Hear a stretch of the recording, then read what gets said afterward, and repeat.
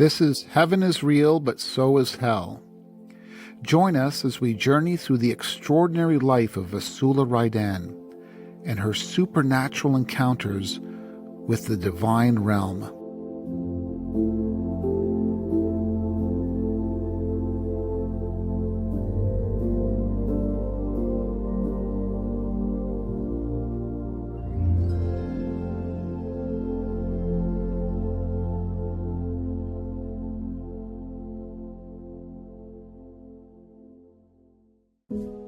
Chapter 4. Angels or Demons. I quickly saw I had an adversary who was determined to see I would never reach the finish line.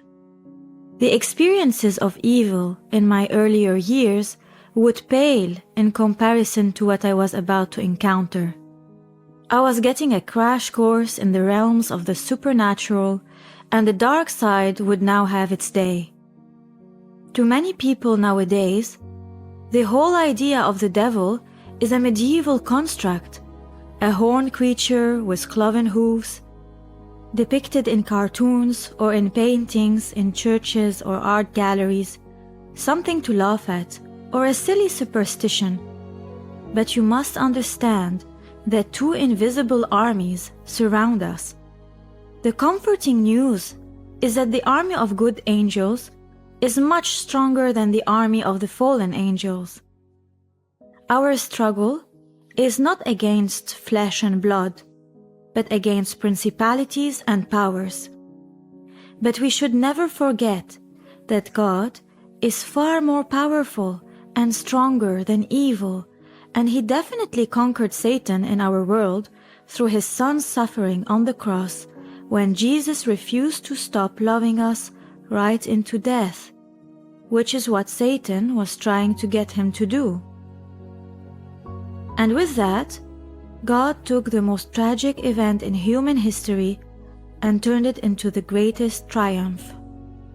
He conquered all of human history from the beginning to the end of time, so that in the end it will be revealed how Satan has been the loser all the time.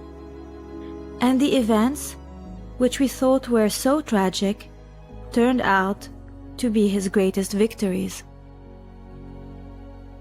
Our guardian angels are like sentinels that never leave our side. Wherever you go, they come along, but at the same time, they never leave from the presence of God either, as they are able to bilocate or multilocate. The devil sometimes will carry out his evil actions with subtlety so as not to be exposed. At other times, he will show his hatred and jealousy quite openly and with violence until the supernatural force subdues him. When he is defeated, he usually acts imprudently. He surfaces and shows himself. It is known, however, that Satan achieves his best results when he works silently, without giving any open signals of his evil intentions or of his presence. His trickeries become more effective and have better results for him when he works undercover and avoids open confrontation. When he works without creating ripples on the surface of the water, that does not mean that there are no treacherous undercurrents. So often, in our modern, digital, scientific, and technical world, when we declare that the devil exists and is indeed an evil spirit, we are told that we hold old-fashioned beliefs, just theories from the Middle Ages. The devil, however, has managed to convince many learned men of his non-existence, and there are some scientists who would like to prove that the devil does not exist. This alone just shows how naive one can be. How can these good people believe that they, in a scientific manner, could examine a dark spirit who is 1,000,000 times smarter than they and lives in perverted spiritual darkness? How could they possibly prove that he does not exist? What will the devil do? He will deceive them even more by pretending he is not there. His power of dissimulation is his most effective weapon. One can learn only through personal experience, and this is one more reason I am writing this book. Each natural weakness that can lead to the regions of darkness is like a magnet that can attract demons to us. Satan is also a strategist capable of using many different methods to catch us off guard. Very often, Satan uses people for his purpose. Out of nothing at all, he can produce an act of accusation to utterly ruin the one he wants to strike. But this is not all. One of his most malicious acts is to suggest in the sleeping soul all sorts of ideas that lead the soul into a state of agitation and total unrest, wrenching all peace from within that soul. This is why we must stay alert and not allow him to find us sleeping. I'm not trying to scare you. I'm just sharing my own experiences so you can learn, as I did, how to protect yourself from evil, relying on God's power, which is far greater than the devil's, as I said before. From my childhood, evil had been manifesting itself to me in various ways. Not only did I have the recurring visions of the hands trying to strangle me, I had also seen many times a growling black dog with red eyes, ready to pounce on me and tear me to pieces. Somehow, the devil must have known that God had a special purpose for me. But before this period in my life, I had never fully understood how powerful the devil is, and how he and his demons are constantly at work around us. Since I had now surrendered my life to God, I had become a threat to the forces of evil, like every person who follows God. It's as if a siren goes off in hell when a person turns to God, and that person is now on the devil's radar. Why? Because a holy person can change the world and thwart many of the devil's plans. And so, it was that shortly after my encounters with my angel and my surrender to God, all hell broke loose, literally. Satan attacked me in all his fury. As he approached me, it was the exact opposite experience of Daniel's approach. When Daniel had come to me, I felt joy and peace. When he had told me, God is near you and loves you, but now, as Satan approached, I immediately sensed hatred and cruelty, and I heard his harsh voice yell, "Go!" I guessed that meant go, and that he was saying I should stop speaking with my angel and God. I didn't know much about the devil, but there was no mistaking the malevolence in his harsh voice. It was terrifying. His presence startled me. I experienced the most awful feelings of dread, making me freeze with fear, and the heavy weight of evil all around me, accompanied by an awful stench of sulfur filling the air. The devil's growl sounded more like a wild animal than a person. It reverberated, and for the first time in my life, I felt a chill shoot up from my lower back all the way to my head. I searched within myself to find Daniel and God once more, but they seemed to have withdrawn. Then, the voice thundered again, "Go! Withdraw from here, you bitch! Withdraw, or else fire in hell does the rest!" Summoning all my strength and calling to God in my soul, I answered with a single word, "No," implying that I would not withdraw from either Daniel or God. The devil cried out that I was cursed and that my soul was damned, and he continued shouting obscenities as he took the shape of a madman, continuously berating and tormenting me. He accused me of every sort of evil. I learned later that the devil bears another name, the accuser, because on Judgment Day he will accuse us of every sin we have committed, while Jesus will be justifying us. Just as God is all love, all compassion, and all understanding, the devil is exactly the opposite. As he attacked me, his insults were so powerful, I thought I would lose my mind.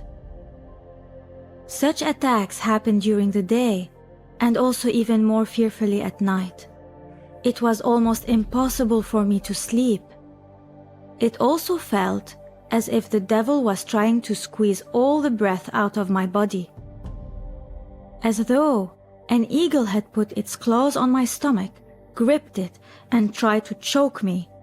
It was a very real, physical sensation. As this torment continued, I began to cry, and the devil scornfully mocked me, saying, "Stop watering your wounds." Underneath my own absolute horror, I sensed that behind my struggle, there was another great battle going on between the devil and my angel Daniel, who was fighting hard on my behalf. I knew that, without supernatural help, I would not survive. I began to call on my angel, and he uttered just one word in reply: "Pray." So I prayed with my whole being, begging God for help. Finally, after some time, the battle ended. The devil ceased his attack, and I was able to get a few days' peace. In those still and peaceful moments, I began to think about how important my guardian angel was. I knew he was fighting for me, keeping him away, as a good friend, caring for me, and protecting me. And I needed his protection because the devil doesn't give up easily, and he was preparing new and different attacks. First, the devil turned his attention to my family. My niece, who is my goddaughter, waited 15 years before sharing her nightmare with me. She saw herself sitting at the head of a long dining table, and around her neck hung several rosaries. There were others at the table, and I too was sitting at the far end. Suddenly, the door opened. Satan stepped in and went over to her. She described him as half goat from the waist down, and half human, with an ugly face and huge curved horns on his head. While describing her nightmare, she burst into tears, sobbing very hard as she recalled the horror of that sight and his threatening words. "I hate your aunt, and I hate you as well." Something similar happened to my son in his sleep, when the devil appeared to him as a very old man with a long beard. In that dream, the devil said to him, "You, tell your mom to stop writing, otherwise I'll do the same to you as I did to her when she was very young. I'll put my hands around your neck and strangle you." I had never told my son about those nightmares of mine, so it was clear that it was the devil. These attacks really worried me. To make sure the devil would not be allowed to attack my family, I asked the Lord to intervene.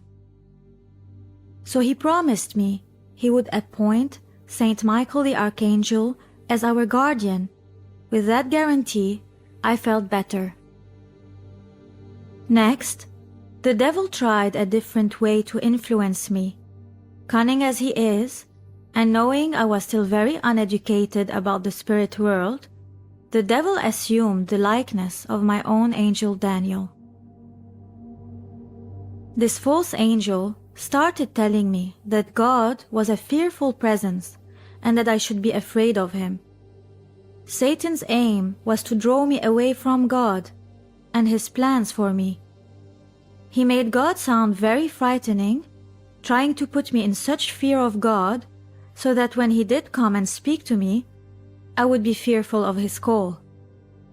At times, There were moments when I found it almost impossible to distinguish between the voice of Daniel and that of the devil.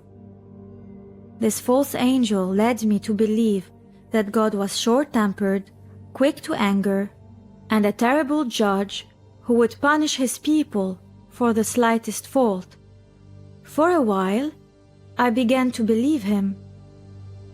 A little later, the devil took on the likeness of my deceased father, and his voice sounded exactly like him. This impression of my father spoke to me in French, as my father often did. He told me that God had sent him to tell me that my communications with God were all an illusion. He said, "God, speaking to you, where did you ever hear of such a thing before?" He said this could only mean I was crazy. I suspected something was strange about this vision, so I said, "Well, what about Daniel? Is it possible that angels can appear to us?" "Oh, that one," he replied.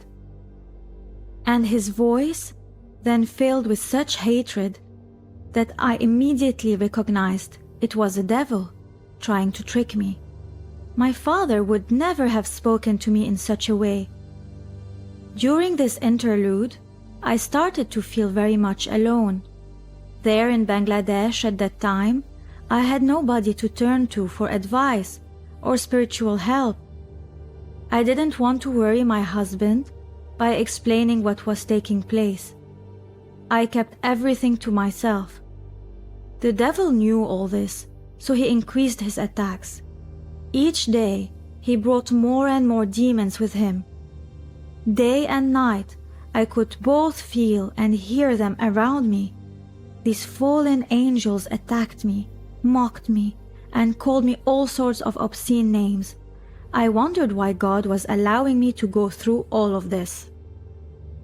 But eventually, the mental torment I was going through no longer had the same effect on me. I knew that God was stronger than the devil, and the closer I came to God, the less I feared Satan, and he trembled all the more, wanting my death. His rage increased, and accordingly, he changed his strategy once again. The devil now began to physically attack me. I can't fully explain how this happened, as it was part physical and part spiritual. First, the devil splashed boiling oil on my hand. I had been writing down all the messages from God and my angel, and this oil burned the middle finger of my right hand, creating a terrible blister exactly where I held my pencil. I had to apply a protective dressing each day just to hold the pencil and continue my communications with Daniel and God. On another occasion, during a family holiday in Thailand, we decided to take a trip over to one of the islands, but on the way back, the boat juddered as we approached the shore. I lost my balance, and to steady myself, I grabbed at whatever was closest to me. It turned out to be the red-hot exhaust pipe of the boat's engine. The whole palm of my right hand was badly burned, and came on top of the oil burn I had received earlier. My hand was unbearably painful, and all the way back to the hotel, I worried that it might require hospital treatment. It seemed certain that it would be many days, even weeks, before I could hold a pencil again. Despite what appeared to be an awful burn, by the time we entered our hotel again, I had absolutely no pain in my hand. What's more, the redness, and in fact, any sign of the burn, had disappeared. God would only allow the devil to go so far, and in his mercy, he had healed my hand. Sometimes, the devil will use those very things we most hate. One of my greatest horrors is of cockroaches. Even telling this story is horrible for me. But it shows just how evil and hateful the devil can be.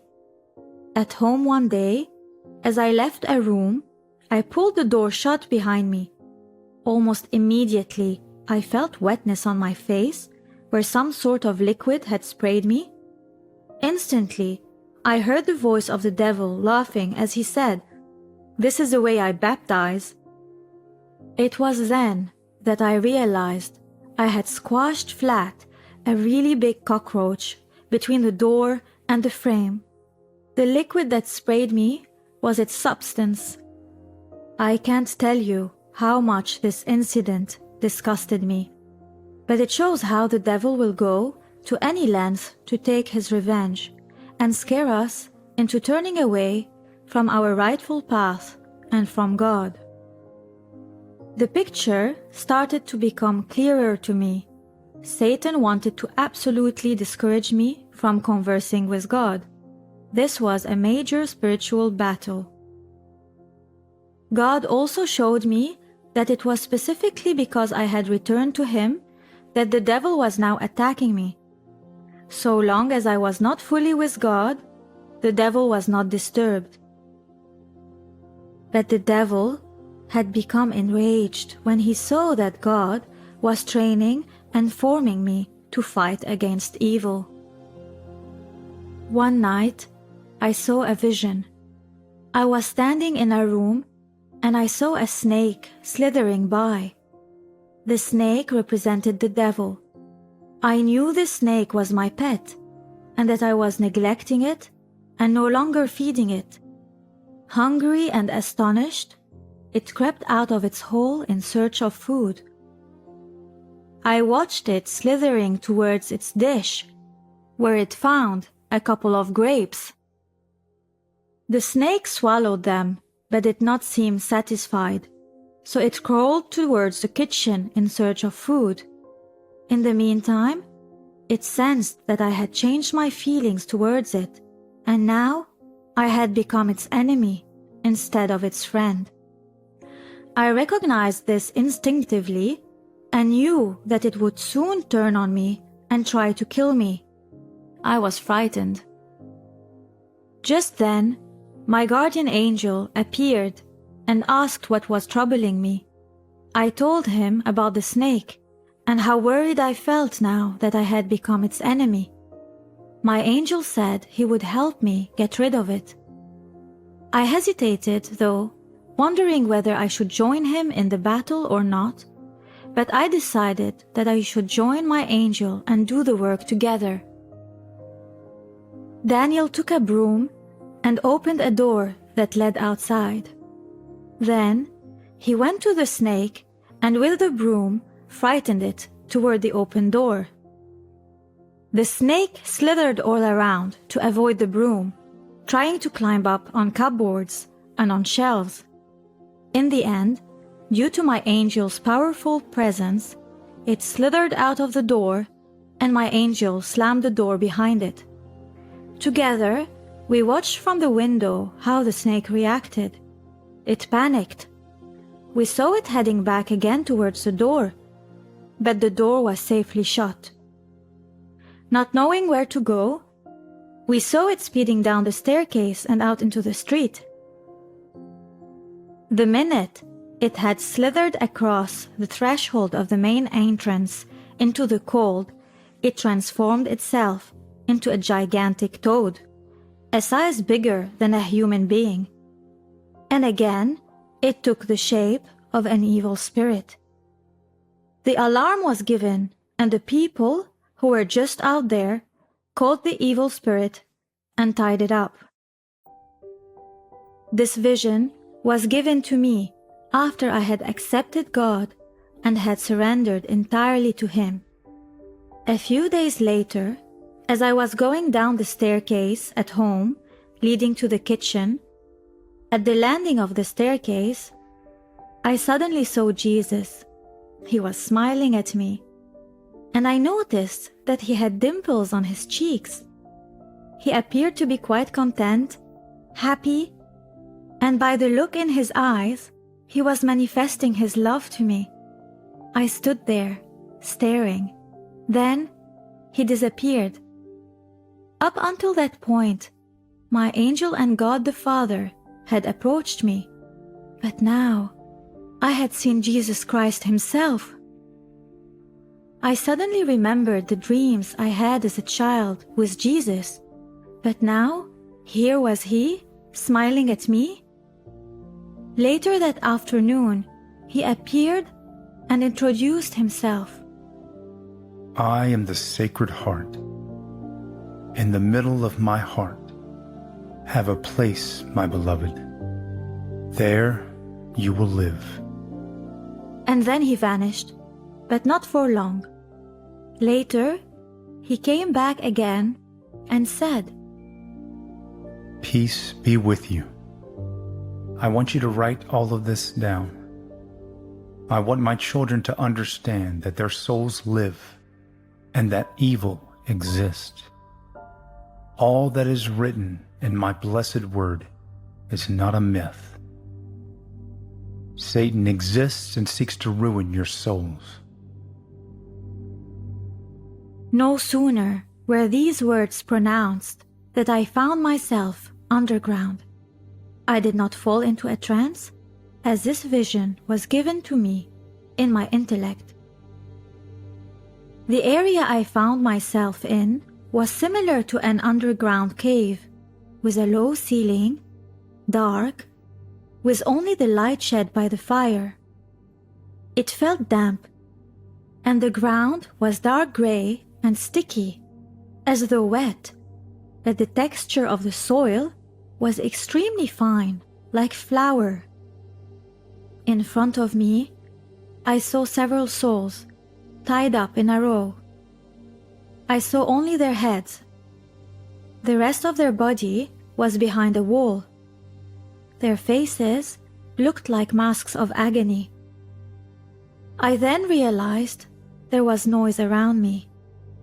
It sounded like the noise of heavy iron machines at work, clamor and hammering. And all around me, the damned could be heard, moaning and shrieking. I had the impression that it was a very busy place. I saw that Satan was standing about 5 meters in front of me, with his back to me, while facing the damned. His outstretched hand was full of burning, hot lava, and he waved his arm from right to left, splashing the lava across the faces of the damned, scorching them and causing their faces to swell. He sensed there was someone behind him and turned around to look at me. His face resembled a human face, but it showed absolute anger and hatred, especially in his eyes. He looked like a madman. As soon as he saw me, he spat on the ground with disgust. With a harsh, coarse voice that sounded more like a growl than a voice, he said, "Look at her, miserable worm, look at her. We even have worms nowadays coming to suck out our blood. Go and F off." Then, with evil joy, he said to me, "Look." Again, he threw lava across those faces while they moaned and shrieked with agony. I heard them cry out, "Oh, let us die." Then, Satan, fuming with rage, called out, "Creatures of the earth, hear me. To me you will come." Although he was shrieking out his threats, I thought, what a fool he is to believe that he will win in the end. He must have guessed what I was thinking, because he said, in a menacing tone, "I am not a fool." Then, with a malicious laugh and with irony, he shouted at those poor souls, "Have you heard? She called me a fool. Dearly beloved souls, I will make you pay for her sayings." And he was about to take new lava to throw. I turned to Jesus in despair and asked him to do something to stop him. Jesus said, I will stop him. The moment Satan lifted his arm to throw the lava, it gave him so much pain that he screeched, cursing Jesus, and then he shouted at me, "Witch, go! Yes, go! Leave us!" Suddenly, there was the sound of voices coming from souls standing just outside the gates of hell, the lowest purgatory, but not in hell. Aware of our presence, they cried desperately to us, "Save us!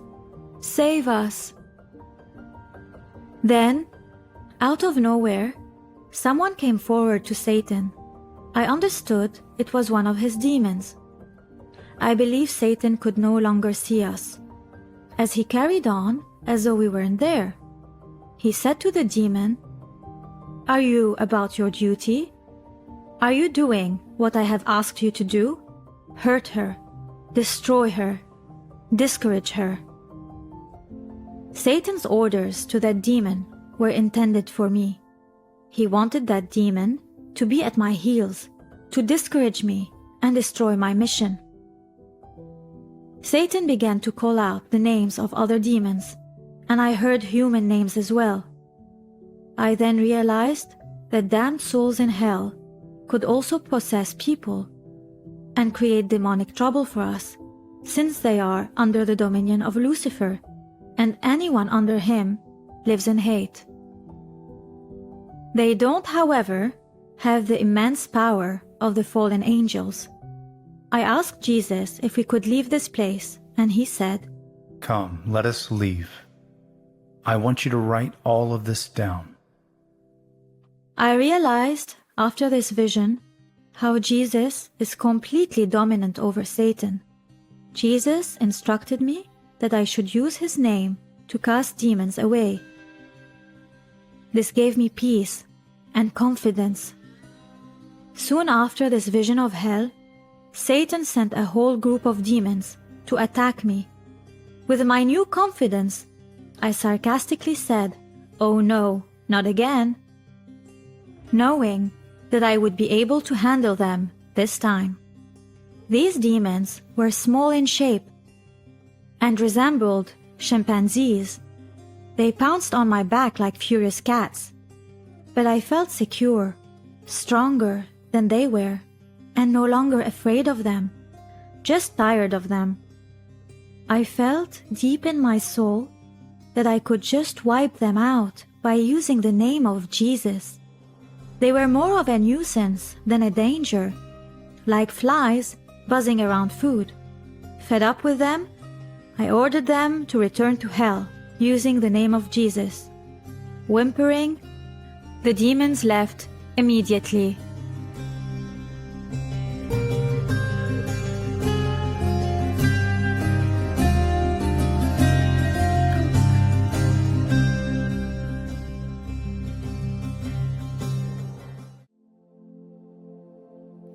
You just listened to Heaven is Real, but So is Hell. Join us tomorrow for a new episode.